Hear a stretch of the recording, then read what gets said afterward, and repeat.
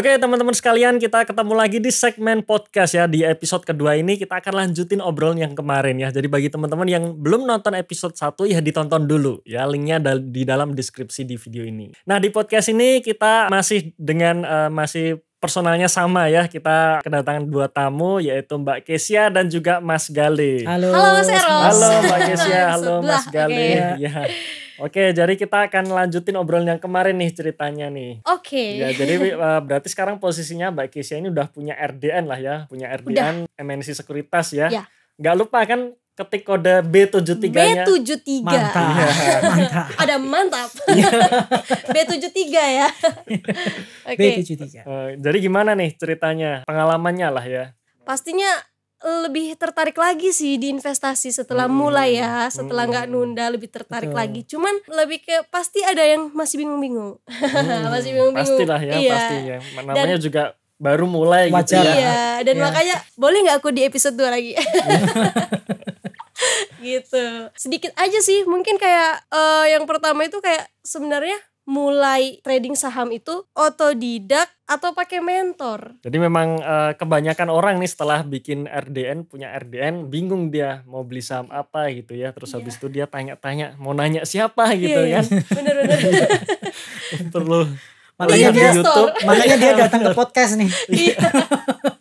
Oke. Lihat YouTube banyak banget yang suruh beli saham ini itu itu. Iya, Bingung iya kan. bener juga sih. Memang Iya. sebenarnya otodidak itu bisa gitu. Cuman biasanya Oke. kalau kita otodidak itu butuh waktu yang makin lama untuk ngerti gitu. Oke. Jadi memang disarankan kita punya mentor ya, atau kita Oke. punya istilahnya orang lah ya yang bisa kita mintain pendapat gitu. Kira-kira apakah bagusnya seperti apa, saham apa yang kriteria seperti apa yang kita beli gitu. Jadi memang kita sarankan sih ada mentornya gitu ya. biar tahu step-stepnya ya. Bener, Iya. bener. Tapi bener. kalau otodidak berarti bisa ya? Kayak lihat di YouTube gitu. Bisa juga ya. Otodidak bisa sekali karena sekarang kan nggak kayak zaman dulu ya. Sekarang kan udah ada YouTube Di yang investor itu gitu. tuh gratis gitu. Kita tinggal Oh iya benar. ketik saham gitu banyak sekali gitu. Banyak, cuma kita kan juga harus mensortir dulu channel yang benar-benar valid kayak The Investor gitu. Karena juga banyak yang ngasih tahu saham juga, tapi channel maupun pembicaranya juga abal-abal juga. Itu juga harus hati-hati sekali gitu dalam memilih channel. Itu baru milih channelnya, belum milih materinya. Materinya tuh mau mulai dari mana gitu. Mau mulai dari baca chart atau mulai dari baca fundamentalnya. Fundamental itu laporan keuangan. Jadi lebih melihat operasional perusahaan ya Mas Eros ya. Atau lebih ke baca chart gitu. Kan orang seleranya beda-beda. Nah kalau biasanya kalau pemula kalau sudah seperti itu dihadapkan dengan seperti itu mereka bingung lagi. Lah terus yang paling cocok buat saya apa? Biasanya gitu. Jadi makanya penting banget memilih mentor yang tepat. Salah satunya di The Investor ini atau di Bitrade gitu. Karena udah teruji lah. Udah teruji. Jadi otodidak tuh bisa, tapi kalau udah nggak sanggup mending pakai mentor deh. Iya. Daripada bener. ini beda jelasinnya kan. Iya. Oke, karena beda-beda ya kan. Kalau kita ke tempat, anggaplah kita bukan investasi ya, les biasa. Itu kan juga beda pengajar ya. Bener. Aku mau nanyain Mas Eros deh kali ini. Oke, gimana? Gimana sih cara kita memilih mentor atau training buddy ya namanya? Trading buddy. Trading buddy yang tepat buat kita belajar investasi. Ya jadi kalau misalkan memang seperti yang dikatakan Mbak Kesia tadi ya, kalau kita kadang kita ikut mentor si A, dia akan jawab ini gitu. Misalkan kita ikut les yang lain gitu, tempat les yang lain, dia biasanya akan cerita hal yang berbeda, kadang berbeda. Nah menurut saya itu nggak masalah. Kenapa? Karena memang mentor-mentor ini punya pengalaman yang berbeda-beda pastinya ya. Istilahnya seperti ini.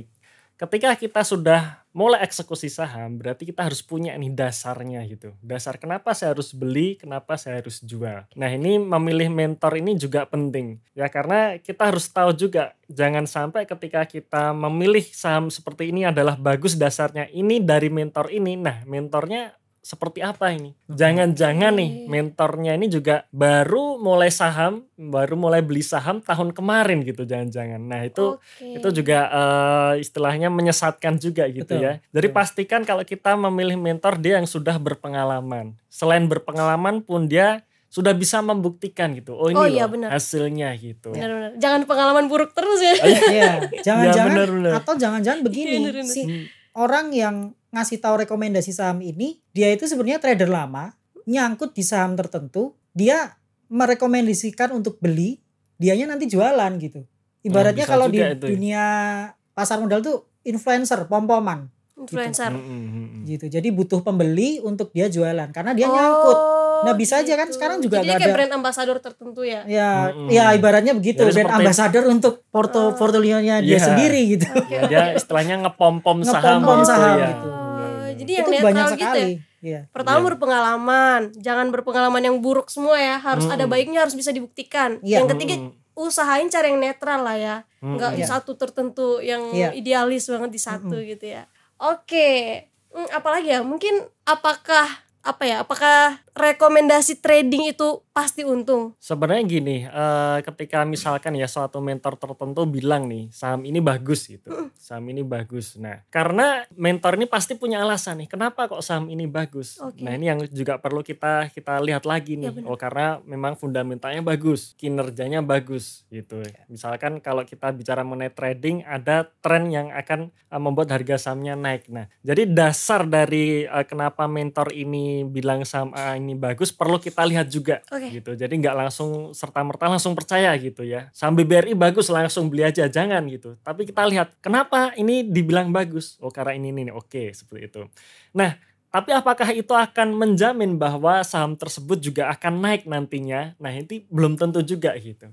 Karena memang yang namanya market itu kita nggak tahu. Kita nggak tahu apakah besok naik atau turun, itu kita nggak tahu. Yang bisa kita lakukan kan analisa gitu ya. Analisa, kemudian kita prepare dengan kejadian-kejadian yang mungkin di luar ekspektasi kita. Gitu. Jadi sebenarnya rekomendator atau mentor-mentor di luar sana ngasih rekomendasi itu sebenarnya dasarnya adalah dari historical data. Historical data itu ada laporan keuangan maupun ada chart gitu. Semuanya itu berhubungan dengan kejadian yang sudah pernah terjadi. Jadi harapannya karena kita sudah mengetahui pola sebelumnya atau kita sudah mengetahui kinerja perusahaan ini tahun-tahun sebelumnya gitu, kita tahu ke depannya harapannya sih nggak jauh beda dengan pola yang sudah kita pelajari gitu. Kalau untuk pasti untung, saya belum pernah menemukan gitu. Rekomendasi mana yang ikut tuh pasti untung atau cuan gitu. Pasti untung gitu. Pasti ada cut loss-nya. Cuma mungkin si orang itu nggak pernah ceritain kalau dia pas loss gitu. Gitu. Jadi waktu dia rugi gitu dia mungkin nggak cerita. Cuma saya belum pernah menemukan gitu. Dia profit terus gitu belum pernah menemukan. Tetap ya namanya mentor itu ya tetap pasti ada loss-lossnya itu juga pasti ada. Karena gitu. Kita juga sebenarnya sama-sama user. Sama kita juga pelaku pasar modal, cuma bedanya mentor itu dia adalah orang yang mendedikasikan dirinya atau memfokuskan dirinya untuk mempelajari lebih lanjut tentang pasar modal gitu. Nah, kita yang sebagai pemula seperti Kezia gitu, saya juga masih pemula gitu, ya kita alangkah ya lebih enak lah kalau ngikutin orang yang sudah istilahnya full time gitu ya di pasar modal gitu, lebih enak gitu. Betul. Oke. Berarti ada kemungkinan mentor itu yang menyesatkan, ada nggak sih? Kalau mentor yang menyesatkan ya mungkin ada kali ya. Cuman ya seperti yang dikatakan Mas Galih tadi ya. Jadi bisa jadi dia punya portofolio, punya saham gitu nyangkut, cuman dia ngepom-pom supaya harga sahamnya naik. Nah, dia bisa keluar. Nah, mungkin itu ada juga tipe-tipe seperti itu. Terus gitu dia menjadi dalam tanda kutip mentor. Tanda kutip tapi karena untuk bergelar mentor itu juga harus bisa membuktikan gitu. Buktikan kalau biasanya kalau mentor yang beneran tuh pasti dia buka kelas edukasi. Biasanya gitu. Jadi dia nggak ngasih rekomendasi doang tapi ngasih kayak webinar gitu. Kasih kelas untuk ngasih tahu member-membernya kalau gimana cara menganalisis suatu saham, pasti dia buka kelas itu. Biasanya kalau mentor yang beneran seperti itu. Terutama di investor maupun di Bitrade. Ini kami berdua ini untuk urusan edukasi ini aktif sekali gitu. Bahkan Mas Eros dari The Investor ini setiap minggu ya Mas ya? Setiap bulan ngasih webinar. Webinar. Di mana aja tuh Mas webinarnya? Supaya teman-teman kalau misalnya ada yang misal tinggal di Semarang, Jadwalnya kapan bisa tahu juga kan? Bisa. Jadi kalau webinar ini kan kita online ya via Zoom. Nah, jadwal-jadwalnya itu pasti kita tampilkan nih. Nah, teman-teman bisa nanti ya kunjungi website kami ya www.theinvestor.id. Di situ biasanya ada jadwalnya gitu. Mantap. Kasih di deskripsi juga kan Mas ya? Iya, pastinya. Yang penting cara daftarnya gampang kan Mas? Gampang aja. Ya. Oke, jadi aku tanya apa lagi ya? Oh, gini. Dari The Investor sendiri ada nggak ya tips memilih saham? Ya, oke. Jadi kalau misalkan nih teman-teman yang biasa sudah nonton di YouTube The Investor ini ya, di channel YouTube The Investor ini kan pasti ada nih kriteria-kriteria saham yang bisa kita jadikan atau kita beli istilahnya ya untuk tujuan investing ya. Ya pastinya ya fundamentalnya bagus, kinerjanya bagus, ya harganya murah gitu. Fundamental, kinerja, harganya murah gitu. Oke, catat lagi nih.